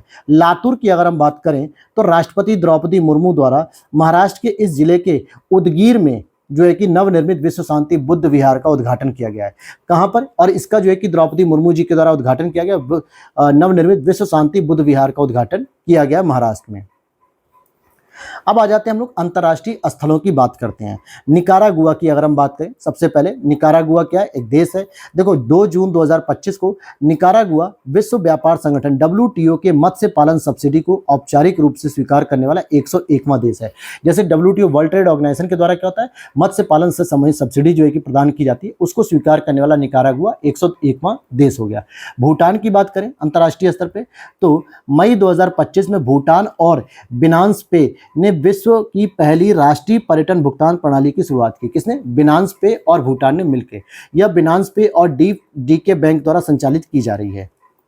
डेनमार्क की अगर हम बात करते हैं तो 13 मई 2025 को डेनमार्क में विश्व का पहला वाणिज्यिक स्तर का इथेनॉल संयंत्र शुरू किया गया। ई मेथेनॉल, ध्यान से समझो फिर से, ई मेथेनॉल। अभी तक आपने मेथेनॉल पढ़ा था, लेकिन ये इलेक्ट्रॉनिक मेथेनॉल एक तरीके से दिखेगा, जो 13 मई 2025 को डेनमार्क में विश्व का पहला वाणिज्यिक स्तर पे। इस संयंत्र को यूरोपियन एनर्जी डेनमार्क और मित्सुई जापान के द्वारा विकसित किया रहा है। किसके द्वारा? जापान और डेनमार्क के द्वारा विकसित किया रहा है। अनुराधापुर की बात कर लेते हैं तो प्रधानमंत्री नरेंद्र मोदी जी और श्रीलंका के राष्ट्रपति अनुरा दिसानायके के द्वारा श्रीलंका के इस नगर में निर्मित भारतीय सहायता से 2 रेल परियोजनाओं का उद्घाटन किया गया और शुभारंभ किया गया अनुराधापुर में। कजाकिस्तान की बात करें तो देश के द्वारा 20 मिलियन मीट्रिक टन से अधिक दुर्लभ मृदा धातुओं के भंडार मिलने के संबंध में घोषणा की है। कजाकिस्तान ने खुद ही जो है कि इसकी घोषणा की है और इसे करागांडा क्षेत्र में जो है कि साइट पर एक खोजा गया। कौन सी साइट है? कुइरेक्टी कोल। और करागांडा क्षेत्र के बारे में मैंने आपको बताया था कि जब हम वर्ल्ड एयर पॉल्यूशन की रिपोर्ट पढ़ रहे थे तो वहाँ पे करागांडा भी जो है कि आता है। जैसे बर्नीहाट हो गया, नई दिल्ली हो गया, करागांडा हो गया, ये सभी जो है कि मैंने आपको क्रम वाइज बताया था। पनामा की बात करें तो इस देश द्वारा चीन के बेल्ट रोड इनिशिएटिव से हटने का फैसला ले लिया गया 2 फरवरी 2025 को। BRI प्रोजेक्ट से हटने वाला ये पहला देश है। अभी तक जो बेल्ट रोड इनिशिएटिव जो प्रोग्राम चल रहा है चीन का, जिससे वो भारत को घेरने का प्रयास कर रहा है, तो इसमें जितने भी शहरों से बात हो रही देशों से वो जुड़ते जा रहे हैं। लेकिन पनामा एक ऐसा देश है जो पहली देश की श्रेणी माना जाएगा जो इस प्रोजेक्ट से अपने आप को अलग कर चुका है। स्विट्जरलैंड की बात करेंगे तो इस देश में सार्वजनिक स्थानों पर चेहरे को ढांकने पर प्रतिबंध लागू कर दिया गया 1 जनवरी 2025 से। और अगर आप उल्लंघन करते हो तो 1000 स्विस फ्रैंक, यानी 1000 सामान्य भाषा में कहें अगर वहां के रुपए के हिसाब से, तो उतना जुर्माना आपको देना पड़ेगा। ऐसा इसलिए भी किया गया होगा कि पब्लिक प्लेस पे जो है कि सुरक्षा व्यवस्था को मुस्तैद किया जा सके, क्योंकि कोई अगर फेस झांक के आता है और हो सकता है कोई गतिविधि को अंजाम दे, कोई घटना को अंजाम दे, तो उसकी जिम्मेदारी के लिए बचा जा सकेगा। वियतनाम की बात करेंगे तो जून 2025 में वियतनाम आधिकारिक रूप से ब्रिक्स का 10वां साझेदार देश बन गया। क्या? 10वां साझेदार देश बन गया। हवाई द्वीप की बात करें 27 मई 2025 को हवाई आधिकारिक तौर पर हवाई आधिकारिक तौर पर पर्यटकों का या पर्यटकों पर ग्रीन फी नामक एक नया जलवायु प्रभाव शुल्क लागू करने वाला पहला अमेरिकी राज्य बन गया है। कहां पर? हवाई ने क्या किया? ग्रीन फी नाम का जो है कि एक नया जलवायु प्रभाव को लागू करने वाला शुल्क शुरू कर दिया। अंगोला की बात करेंगे तो मई 2025 में अंगोला ने अंतर्राष्ट्रीय सौर गठबंधन आईएसए का 123वां सदस्य बन गया है। ये न्यूयॉर्क शहर की बात करेंगे तो यूएसए के इस शहर के मेयर एरिक एडम्स द्वारा 14 अप्रैल 2025 को आधिकारिक रूप से डॉक्टर भीमराव अंबेडकर दिवस घोषित किया गया। कब? 14 अप्रैल 2025 को। तो कहने का मतलब है कि न्यूयॉर्क सिटी में भी अब क्या होगा? आधिकारिक रूप से भीमराव अंबेडकर दिवस की जो है कि सेलिब्रेशन की जाएगी वहां पर। फिर आगे बात करेंगे मॉरिशस की। अगर हम बात करते हैं तो यह देश अंतर्राष्ट्रीय सौर गठबंधन आईएसए के साथ कंट्री पार्टनरशिप फ्रेमवर्क पर हस्ताक्षर करने वाला पहला अफ्रीकी देश हो गया और वैश्विक स्तर पर चौथा देश है। जैसे कि इससे पहले बांग्लादेश है, भूटान है और क्यूबा है। तो ये मॉरिशस क्या चौथा देश है जिसने क्या किया? आईएसए के साथ जो कंट्री पार्टनरशिप फ्रेमवर्क तैयार किया जाता है उसमें अभी ये चौथा देश है। बांग्लादेश, भूटान, क्यूबा के बाद मॉरिशस का भी नाम आ गया। जॉर्जिया की बात करें तो वर्ल्ड हेल्थ ऑर्गेनाइजेशन के द्वारा इससे देश को मलेरिया मुक्त देश घोषित कर दिया गया, यानी जॉर्जिया क्या हो गया? मलेरिया से मुक्त हो गया है। युगांडा की बात करें तो इस देश में डिंगा वायरस फैल गया है। तो डिंगा वायरस हाल ही में कहाँ फैला है ये पूछा जा सकता है। मालडोवा की बात करें तो आधिकारिक तौर पर आईएसए में ये 105वें सदस्य के रूप में शामिल हो चुका है। आर्मेनिया की बात करें तो आईएसए में ये 104वें सदस्य के रूप में शामिल हो चुका है। मिस्र की बात करें तो ये डब्ल्यूएचओ के द्वारा मलेरिया मुक्त घोषित किया जा चुका है। जैसे अभी जॉर्जिया को मलेरिया मुक्त घोषित किया गया वैसे ही मिस्र को भी किया जा चुका है। अगर हम थाईलैंड की बात करें तो यह देश समलैंगिक विवाह को वैध बनाने वाला पहला दक्षिण पूर्व एशियाई देश बना, यानी आसियान कंट्रीज में से थाईलैंड पहला देश है जिसने समलैंगिक विवाहों को क्या किया? वैधता प्रदान कर दी। थाईलैंड ने समलैंगिक विवाहों को वैधता प्रदान की। ऑस्ट्रेलिया की बात करें तो इस देश में 16 वर्ष से कम आयु के बच्चों के लिए सोशल मीडिया पर प्रतिबंध लगा दिया गया है कि अगर सोशल मीडिया पे उनके अकाउंट्स पाए जाते हैं या वो जो है कि अगर यूज करते हुए पाए जाते हैं तो उस पर पनिशमेंट होगी उनको भी और उनके गार्जियन को भी। तो 16 वर्ष से कम उम्र के बच्चे अब सोशल मीडिया पर जो है कि नहीं जुड़ सकते हैं। सोशल मीडिया पे क्या? जैसे व्हाट्सएप हो गया, फेसबुक हो गया, इंस्टाग्राम हो गया, ट्विटर हो गया या फिर यूट्यूब हो गया। मॉरिशस की बात करें तो विदेश मंत्री डॉक्टर एस जयशंकर के द्वारा इस देश में भारत के पहले विदेशी जन औषधि केंद्र का उद्घाटन किया गया है। विदेश मंत्री डॉक्टर एस जयशंकर के द्वारा इस देश में भारत के पहले विदेशी जन औषधि केंद्र का उद्घाटन किया गया है। बांग्लादेश की अगर हम बात करते हैं तो यह देश आधिकारिक तौर पर कोलंबो सुरक्षा कॉन्क्लेव का 5वां पूर्ण सदस्य बन गया है। ठीक है, यह देश आधिकारिक तौर पर कोलंबो सुरक्षा कॉन्क्लेव का 5वां पूर्ण सदस्य देश बन गया है। बेलारूस की अगर हम बात करें तो यह देश आधिकारिक तौर पर संघाई सहयोग संगठन एससीओ का 10वां स्थायी सदस्य बना है। क्या बना है? 10वां स्थायी सदस्य बना है। बंबई की अगर हम बात करें तो मई 2025 में भारतीय विदेश व्यापार संस्थान IIFT ने दुबई में अपना पहला विदेशी परिसर स्थापित करने की घोषणा की। किसने घोषणा की है इसको जरा देखो। तो बंबई में मतलब मई 2025 में जो भारतीय विदेशी व्यापार संस्थान है IIFT, उन्होंने दुबई में अपना पहला विदेशी परिसर खोलने की घोषणा की है। भारतीय प्रबंधन संस्थान IIM अहमदाबाद के द्वारा यूएई के इस शहर में अपना नया परिसर स्थापित करने हेतु समझौते पर हस्ताक्षर किया गया। और याद होगा कि अभी 2023 के ही प्रीलिम्स में आप देखोगे तो डिकिन विश्वविद्यालय को पूछा गया था। किसको? डिकिन विश्वविद्यालय को। क्यों पूछा गया था? क्योंकि ऑस्ट्रेलिया का ये विश्वविद्यालय था, साथ ही साथ भारत में पहला ये विदेशी विश्वविद्यालय था जो ओपन किया गया था। अभी मैंने आपको करंट अफेयर्स में पढ़ा था यूपी में कि जो वेस्टर्न सिडनी वाला जो क्षेत्र है ऑस्ट्रेलिया का, वहां की विश्वविद्यालय सिडनी विश्वविद्यालय का भी एक कैंपस आपके ग्रेटर नोएडा में खोला जा रहा है। तो ऐसे प्रश्न जो है कि बनते हैं। और इसी तरीके से IIM अहमदाबाद या IIT दिल्ली का कैंपस कहां खोला जा रहा है? यूएई में खोला जा रहा है। तो ऐसे ही प्रश्न मेरे भाई बन जाते हैं, आयोग पूछ लेता है, तो इसलिए उसको जरूर ध्यान दिया करो। अब हम बात करेंगे रेडुइट की। रेडुइट क्या है दोस्तों? रेडुइट की अगर हम बात करें तो पीएम मोदी और मॉरिशस प्रधानमंत्री नवीन चंद्र राम गुलाम द्वारा संयुक्त रूप से मॉरिशस के इस शहर में अटल बिहारी वाजपेयी लोक सेवा और नवाचार संस्थान का उद्घाटन भी किया गया है। तो ये आपका कंप्लीट हो गया नेशनल और इंटरनेशनल पर्सनालिटी और साथ ही साथ आपके प्लेसेस। अब हम बात करेंगे राष्ट्रीय पुरस्कार। देखो आज की क्लास हमारी लंबी होगी, लगभग 2 घंटे की हो सकती है, क्योंकि आप लोगों के एग्जाम को मुश्किल से मुश्किल अब बस 5 से 6 दिन बचे हुए। मेरी पूरी कोशिश चली, क्योंकि देखो मेरे गले में भी दर्द हो रहा है, फिर भी मैं इसलिए क्लास नहीं बना पाया था कल, तो आज मैं क्लास लेकर आया हूँ। बाकी नोट्स मैंने सारे प्रोवाइड कर दिए हैं, आपके 3 दिन पहले ही मैंने सारे नोट्स कंप्लीट करके दे दिए हैं। व्हाट्सएप टीम से आप जाके वहां से ले सकते हो। और ये नोट्स केवल आरओ के लिए काम नहीं आएगा, बल्कि यूपी पीसीएस में भी यही नोट्स रहेंगे। बस आगे के जो 2 महीने की करंट अपडेट करनी होगी, जुलाई, अगस्त, सितंबर, वो मैं बना के आप लोगों को उसी में वैल्यू ऐड करके दे दूंगा। तो चलिए शुरू करते हैं राष्ट्रीय पुरस्कार। तो यहाँ पर अब हम लोग राष्ट्रीय पुरस्कार को पढ़ेंगे। ठीक है, राष्ट्रीय पुरस्कार में देखते हैं, सबसे पहले हम लोग पढ़ेंगे साहित्य अकादमी युवा पुरस्कार। देखो साहित्य अकादमी में ना कई कैटेगरी होती हैं, जैसे युवा पुरस्कार हो गया, बाल पुरस्कार हो गया, ठीक है, जो नॉर्मल पुरस्कार होता है सभी को हम लोग कैटेगराइज वाइज पढ़ेंगे। तो साहित्य अकादमी का ये युवा पुरस्कार है दोस्त, जो 18 जून 2025 को घोषित किया गया था। और ये मुख्य रूप से, अगर आप देखोगे, ये मुख्य रूप से 3 प्रमुख भाषाओं में हम लोगों ने लिखा है।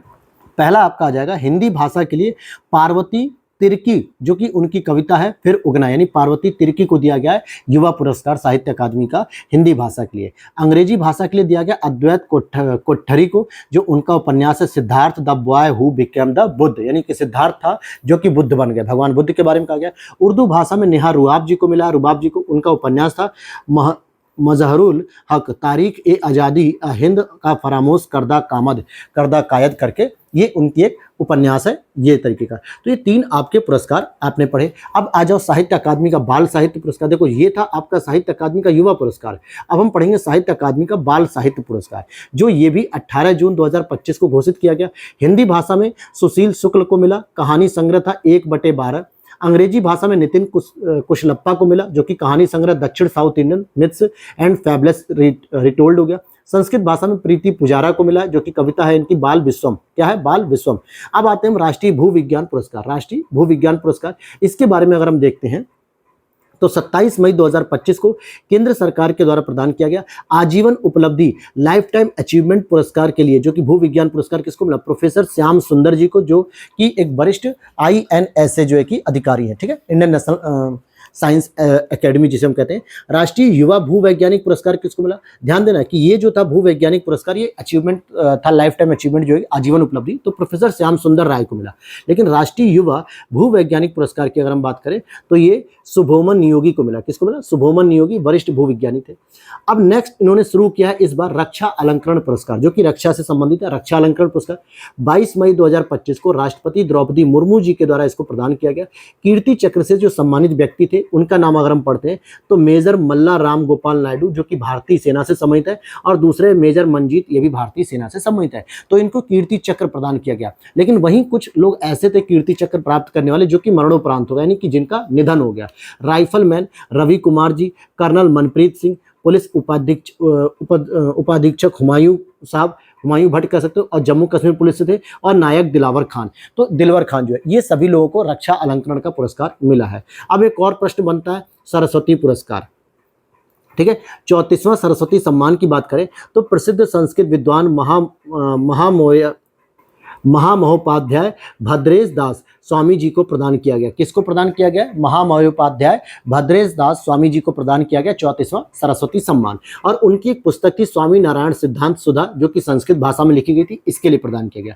अब आ जाते हैं नेशनल IPR की बात कर लेते हैं। अगर हम आगे देखते हैं राष्ट्रीय बौद्धिक संपदा पुरस्कार। अब इसको अगर हम देखते हैं तो नई दिल्ली स्थित भारत मंडपम में आयोजित किया गया था केंद्रीय वाणिज्य और उद्योग मंत्रालय के द्वारा, जो कि 26 मार्च 2025 को प्रदान किया गया। इसमें अगर आप देखोगे शीर्ष भारतीय व्यक्ति जो पेटेंट के मामले में है श्री सिद्धरामप्पा शिवशंकर धारने पुरुष, और डॉक्टर स्वास्तिका पांडिका जो पांडा महिला, यानी कि 2 लोग ऐसे हैं जिन्होंने शीर्ष स्तर पे जो है कि भारतीय व्यक्ति जो है जिन्होंने पेटेंट वगैरह दायर किया। और शीर्ष भारतीय शैक्षणिक संस्थान जो बार बार पेटेंट लेता रहता है तो IIT कानपुर है आपका, यूपी स्पेशल। और शीर्ष भारतीय MSME की बात करेंगे तो वेस्ट बंगाल इसमें आ जाएगा। और आगे बात करते हैं, अगर हम दूसरे पॉइंट की तरफ अगर हम चले तो यहाँ पर देखोगे केमिकल इंडस्ट्रीज लिमिटेड भी यहाँ पर आती है, जो वेस्ट बंगाल की है, वही वाली बात है।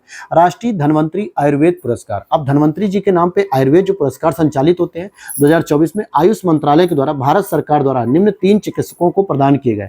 पहले प्रसिद्ध नाड़ी वैद्य और लेखक ताराचंद्र शर्मा जी, दूसरे द्रव्य गुण विज्ञान के प्रसिद्ध वैद्य माया राम उनियाल जी, और विश्व व्याकरण माला राष्ट्रीय सम्मेलन के संस्थापक वैद्य समीर गोविंद जमदाग्नि। इन तीनों लोगों को प्रदान किया गया धन्वंतरी आयुर्वेद पुरस्कार। आगे चलते हैं उत्तर प्रदेश हिंदी संस्थान के द्वारा जो पुरस्कार दिए जाते हैं।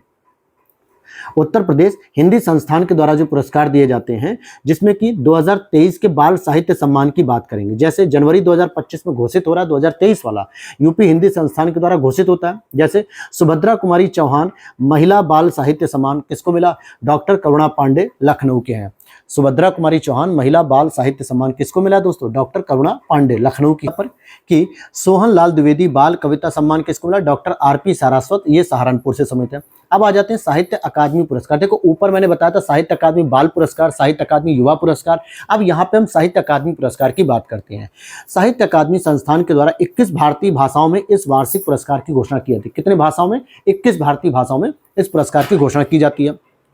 जैसे गगन गिल को हिंदी भाषा में मैं जब तक आई बाहर इस कविता के लिए दिया गया। किसको दिया गया? गगन गिल को हिंदी भाषा में। दीपक कुमार शर्मा को संस्कृत भाषा में दिया गया भास्कर चरितम के नाम से।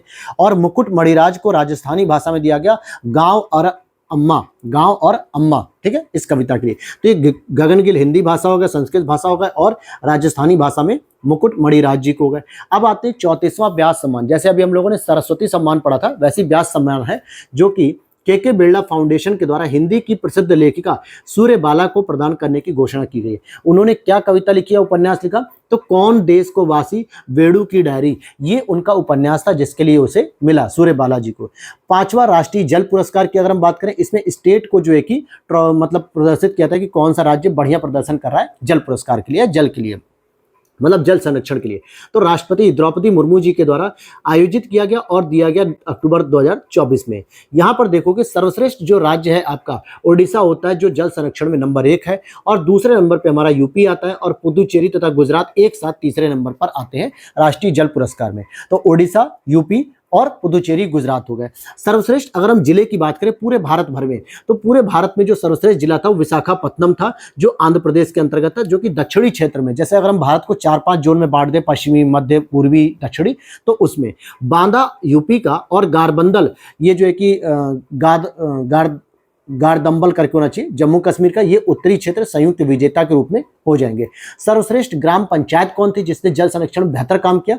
तो पुल्लमपारा, तिरुवनंतपुरम, केरल में स्थित है। सर्वश्रेष्ठ शहरी स्थानीय निकाय की बात करेंगे तो सूरत, गुजरात में हो जाएगा। आगे देखते हैं पहला राष्ट्रीय विज्ञान पुरस्कार की अगर हम बात करें, जो पहली बार दिया जा रहा है 2024 में, तो राष्ट्रपति द्रौपदी मुर्मू जी के द्वारा प्रदान किया गया। ये मुख्य रूप से 4 श्रेणियों में दिया जाता है।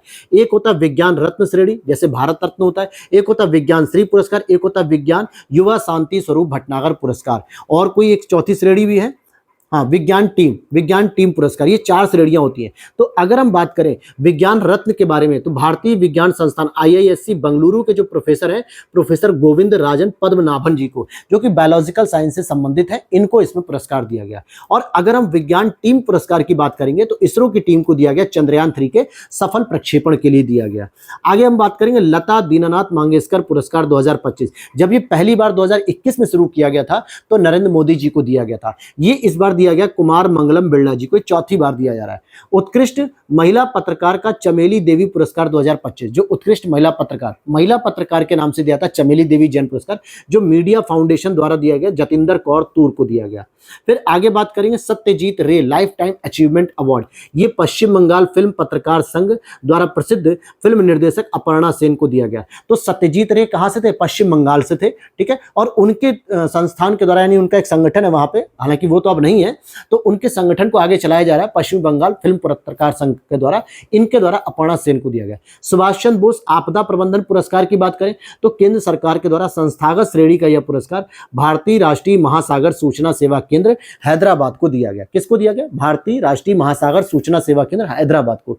किस नाम से? सुभाष चंद्र बोस आपदा प्रबंधन पुरस्कार के नाम से। राष्ट्रीय मैथिली शरण गुप्त सम्मान, ये किसको दिया गया? तो देखो ये संस्कृत विभाग के द्वारा दिया जाता है MP के शासन द्वारा। किसको? मतलब मध्य प्रदेश सरकार के संस्कृति विभाग के द्वारा दिया था, डॉक्टर नीरजा माधव जी को दिया गया, जो कि वाराणसी से संबंधित है। तो ये MP का जो पुरस्कार है, राष्ट्रीय मैथिली शरण गुप्त पुरस्कार, ये आप अगर देखोगे तो भारत मतलब यूपी के लिए एक महत्वपूर्ण प्रश्न बन सकता है कि नीरजा माधव जी को यह पुरस्कार दिया गया मैथिली शरण गुप्त के नाम से।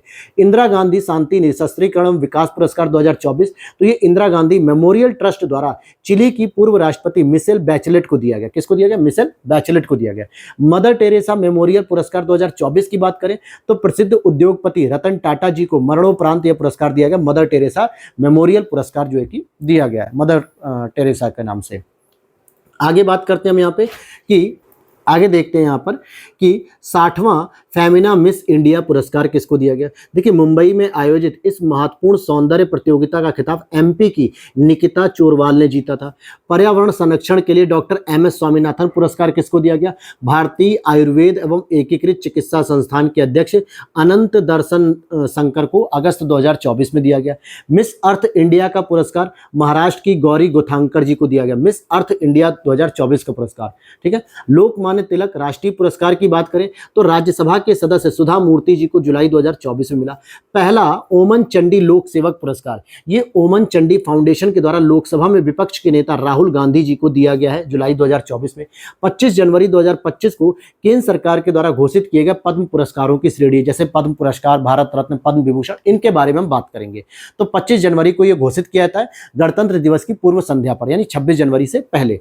अब यहां पर अगर आप देखोगे तो पद्म विभूषण 7 व्यक्तियों को दिया गया है। दुव्वुर नागेश्वर रेड्डी को दिया गया पहला, न्यायाधीश सेवानिवृत्त जो हो चुके हैं जगदीश सिंह खेहर जी को दिया गया, फिर कुमुदनी रजनीकांत को दिया गया, लक्ष्मी नारायण सुब्रमण्यम को दिया गया, एम.टी. वासुदेवन नायर को दिया गया मरणोपरांत, और ओसामू सुजुकी मरणोपरांत मिला, शारदा सिन्हा मरणोपरांत मिला। शारदा सिन्हा को मैंने ऊपर भी आपको चर्चा की थी जब डेथ वाला हम लोग पढ़ा थे महत्वपूर्ण व्यक्ति में, ये हो गया। तो पद्म विभूषण किसको मिला, मतलब 7 व्यक्तियों को मिला है। अगर हम पद्म भूषण की बात करेंगे तो पद्म भूषण देखो 19 के 19 व्यक्ति हम याद नहीं कर सकते, लेकिन संख्या तो याद कर सकते हैं। स्टेटमेंट वाइज भी तो प्रश्न बन सकता है कि पद्म विभूषण कितने लोगों को मिला, पद्म भूषण कितने को मिला, पद्मश्री कितने को मिला, तो संख्या याद रहनी चाहिए। पद्म भूषण आपके 19 व्यक्तियों को मिला है, लेकिन इसमें जो यूपी के व्यक्ति थे मैंने उसको जो है कि लिखा है, और जो इंपॉर्टेंट व्यक्ति थे उनको लिखा है। जैसे पी.आर. श्रीजेश साहब, ये हॉकी के हमारे सबसे फेवरेट गोलकीपर हैं और इनको मिला है केरल की तरफ से, मतलब खेल प्रतियोगिता में। तो एक तरीके से ये हो गया पी.आर. श्रीजेश साहब जो हॉकी के हैं। पंकज उदास साहब जो कि मरणोपरांत इनको मिला, कला के क्षेत्र में, महाराष्ट्र के हैं। राय बहादुर राय साहित्य व शिक्षा के, यूपी के क्षेत्र में। साध्वी रितंबरा सामाजिक कार्य, यूपी में। और सुशील कुमार मोदी जो कि मरणोपरांत लोक मामले, बिहार, ये उप मुख्यमंत्री भी रह चुके नीतीश कुमार जी के साथ है। अब आते हैं पद्मश्री की बात करें। पद्मश्री 113 व्यक्तियों को मिला है। तो अगर मैं कहूं कि पद्म विभूषण आपको 7 लोगों को दिया गया, पद्म भूषण 19 लोगों को दिया गया, और साथ ही साथ आपके 113 जो पुरस्कार हैं ये पद्मश्री दिए गए। लेकिन हम 113 याद नहीं करेंगे, लेकिन यूपी में जो दिए गए उनको हम याद करेंगे। जैसे आशुतोष शर्मा जी का याद रखना है तो आशुतोष शर्मा जी होगा यूपी से, ज्ञानेश्वर शास्त्री द्रविड़ यूपी से, नारायण भुलई भाई मरणोपरांत यूपी से, सत्यपाल सिंह यूपी खेल से, श्याम बिहारी अग्रवाल कला यूपी से, सोनिया नित्यानंद मेडिसिन यूपी से, और सईद अईनुल हसन साहित्य व शिक्षा यूपी से। तो ये 7-8 लोग ऐसे हैं जो यूपी से संबंधित थे। अब आ जाते हैं हम गणतंत्र दिवस परेड 2025 के सर्वश्रेष्ठ मार्चिंग दस्तों और झांकियों का पुरस्कार। तो अच्छी बात देखो, रक्षा मंत्रालय भारत सरकार के द्वारा 29 जनवरी 2025 को इसको घोषित किया गया, और सबसे सर्वश्रेष्ठ जो झांकी थी वो आपके उत्तर प्रदेश की थी। महाकुंभ 2025 स्वर्णिम भारत, विकास भी और विरासत भी, ये इसकी थीम हो गई। ठीक है, तो ये आपकी झांकी का प्रदर्शन करता थे। तो ये आपके नेशनल अवार्ड जो है कि कंप्लीट हो गए। अब हम लोग पढ़ रहे हैं इंटरनेशनल अवार्ड। सबसे पहले हम लोग पढ़ेंगे 72वीं मिस वर्ल्ड 2025। 72वीं मिस वर्ल्ड 2025 31 मई 2025 को 72वीं मिस वर्ल्ड 2025 सौंदर्य प्रतियोगिता हैदराबाद तेलंगाना में आयोजित की गई। ध्यान देना, अभी जो आपने पढ़ा था वो मिस अर्थ इंडिया की थी, ठीक है, ये मिस वर्ल्ड इंडिया की नहीं है, बल्कि मिस वर्ल्ड की बात हो रही जो कि हैदराबाद में आयोजित हुआ। और यहाँ पे थाईलैंड की ओपल सुचाता चुआंगश्री ने यह खिताब जीता। बात आती है कि चलो थाईलैंड के व्यक्ति ने जीत लिया, अच्छी बात है। भारत की तरफ से प्रतिनिधित्व कौन कर रहा था, तो भारत की तरफ से कोटा स्थित राजस्थान की नंदिनी गुप्ता जी भारत का प्रतिनिधित्व कर रही थी। अंतर्राष्ट्रीय बुकर पुरस्कार होता है और एक होता है बुकर पुरस्कार, ठीक है। अंतर्राष्ट्रीय बुकर पुरस्कार का मतलब होता है देश दुनिया में कहीं पर भी कोई भी रचना लिखी गई हो, लेकिन जब उसका इंग्लिश अनुवाद किया जाएगा तब जाके इंग्लैंड में स्थित संस्था में उसका रिव्यू किया जाता है।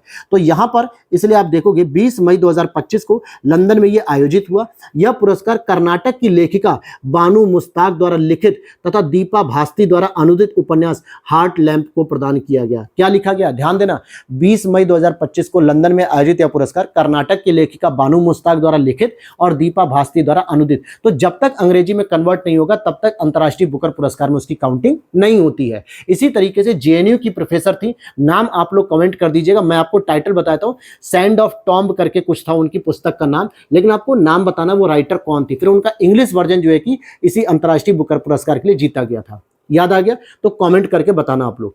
यहां पे देखोगे कन्नड़ भाषा से अनुदित की गई यह पहली पुस्तक है और दीपा भास्ती पहली भारतीय अनुवादक है जिन्हें यह पुरस्कार मिला।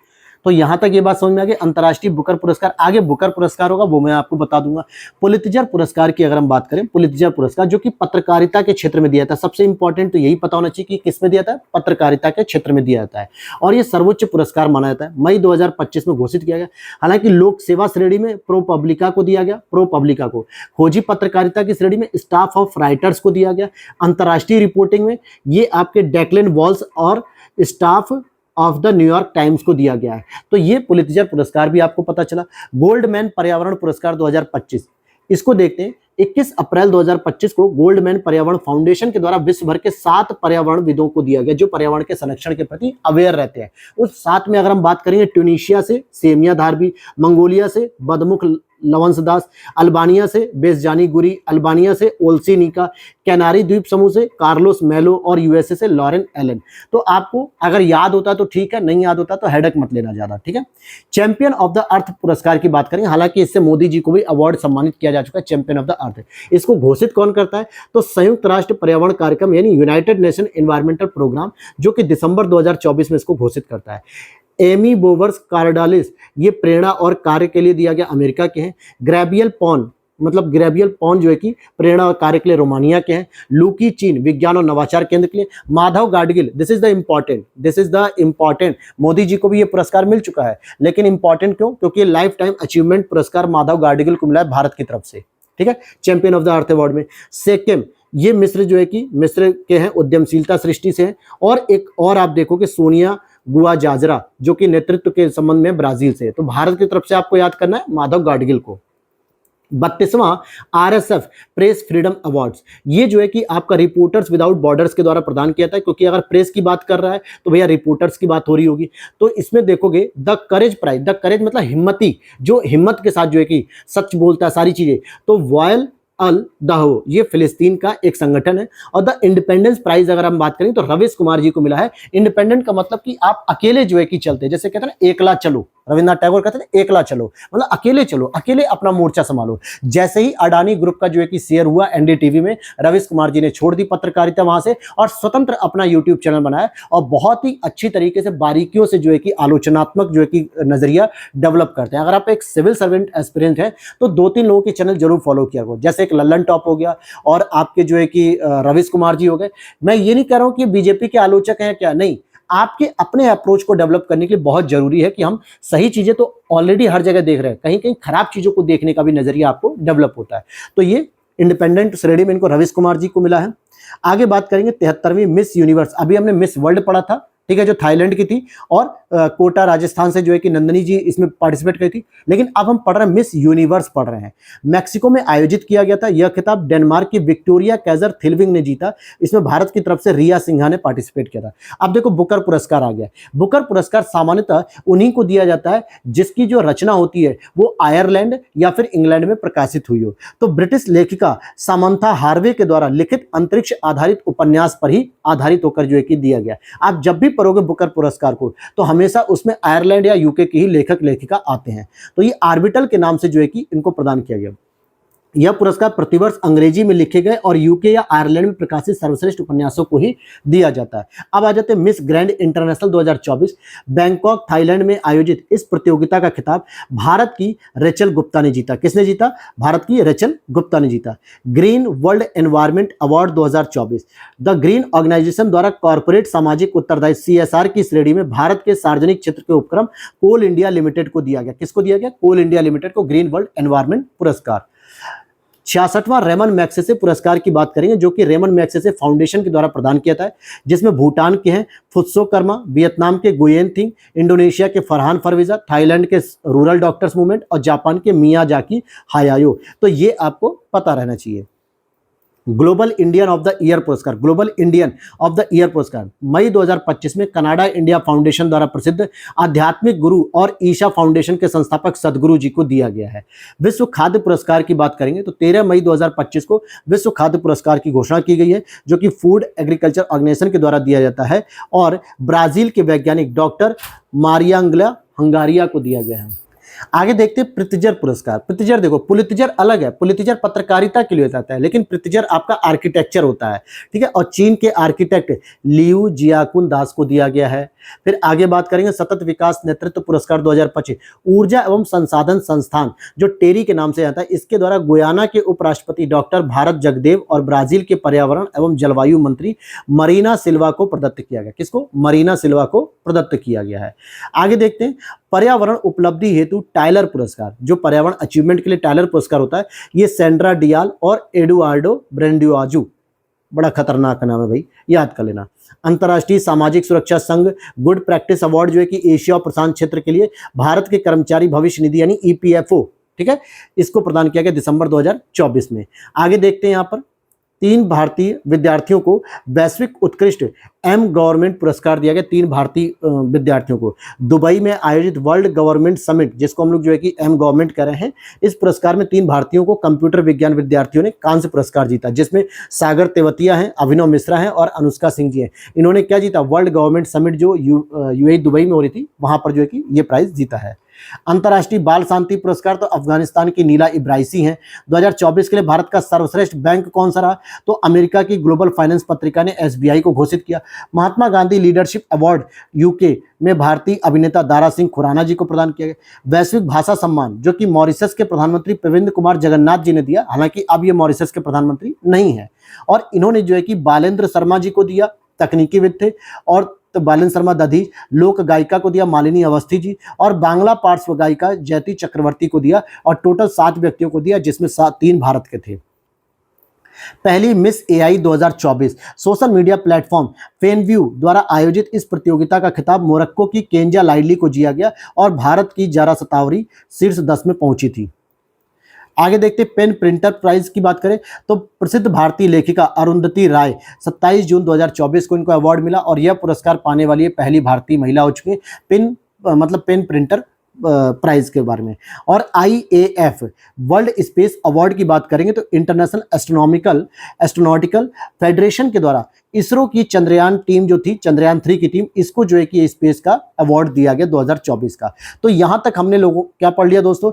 हम लोगों ने पर्सनैलिटी पढ़ ली, नेशनल इंटरनेशनल अवार्ड्स पढ़ लिए, प्लेसेस पढ़ लिए, 3 कैटेगरी मैंने कंप्लीट की। हालांकि बहुत ज़्यादा फैक्चुअल चीज़ें हैं, तो अब इसमें आप कुछ भी नहीं कर सकते हो, रटने के सिवा और कुछ नहीं कर सकते हो। वीडियो को आप 2 से 3 बार देख लो, PDF आप ले लो, परचेस कर लो चाहे तो, और वहाँ से आप इसको रिवीजन कर लो। परचेस करने के लिए ये आपका जो है कि व्हाट्सअप नंबर है टीम का, वहाँ पर आप मैसेज करेंगे और प्यार से सलीके से बात करोगे तो रिप्लाई मिलता है। बहुत सारे लोग क्या करते हैं, ईगो दिखाते हैं कि हमने मेंस दिया है या जो है कि हम इंटरव्यू तक आए। अरे भाई ठीक है, आपने जो भी दिया है, अगर आप तमीज़ से बात करेंगे, प्रेम से बात करेंगे, तो टीम मेंबर भी अच्छे से बात करेगा। अगर आप जबरदस्ती उसे जो है कि आप गलत बोलेंगे या छोटा महसूस कराएंगे, गलत तरीके से बात करेंगे, तो किसी की भी नहीं सुनेगा ना भाई। बदतमीजी किसी को बर्दाश्त नहीं, मुझे खुद नहीं बर्दाश्त होगी। तो इसलिए प्यार से अच्छे से रिप्लाई किया करो और वेट किया करो मैसेज के रिप्लाई का, ठीक है। तो मिलते हैं नेक्स्ट वीडियो में। जय हिंद, जय भारत। अगली क्लास में हम लोग कुछ योजना और परियोजनाओं को पढ़ेंगे।